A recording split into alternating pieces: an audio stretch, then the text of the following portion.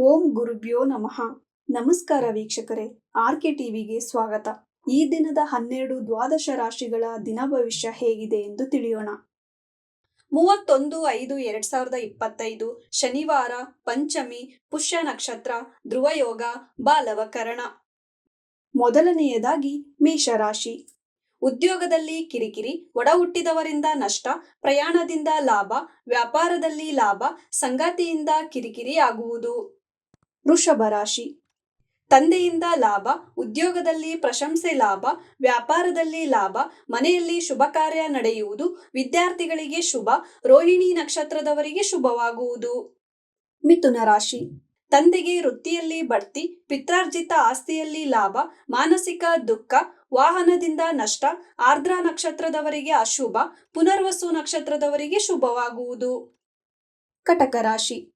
ಸಂಗಾತಿಯಿಂದ ಲಾಭ, ಪಾಲುಗಾರಿಕೆಯಲ್ಲಿ ಲಾಭ, ಪ್ರಯಾಣದಿಂದ ಲಾಭ, ಪಾದಗಳ ಬಗ್ಗೆ ಎಚ್ಚರವಿರಲಿ, ವಿದ್ಯಾರ್ಥಿಗಳಿಗೆ ಶುಭವಾಗುವುದು. ಸಿಂಹ ರಾಶಿ. ವ್ಯಾಪಾರದಲ್ಲಿ ನಷ್ಟ, ಸಂಗಾತಿಯ ಚಿಂತೆ, ಮನಸ್ತಾಪ, ವೃತ್ತಿಯಲ್ಲಿ ಲಾಭ, ಧನಲಾಭ, ಸಂಗಾತಿಯಿಂದ ಸಹಾಯ ದೊರೆಯುವುದು. ಕನ್ಯಾ ರಾಶಿ.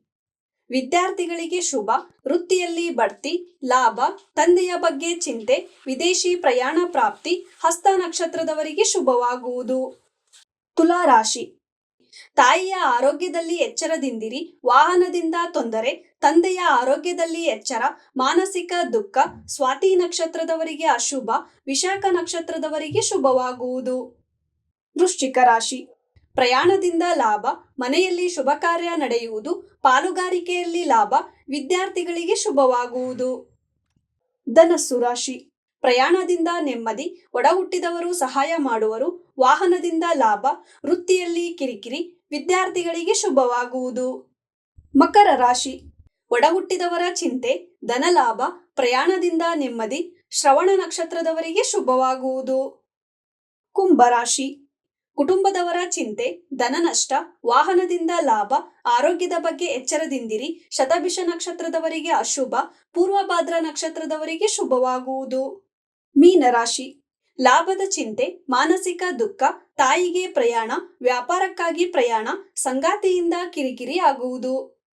ಇದೇ ತರ ದಿನ ಭವಿಷ್ಯಕ್ಕಾಗಿ ನೋಡ್ತಾ ಇರಿ ಆರ್ಕೆ ಟಿವಿ ಕನ್ನಡ. ಧನ್ಯವಾದ.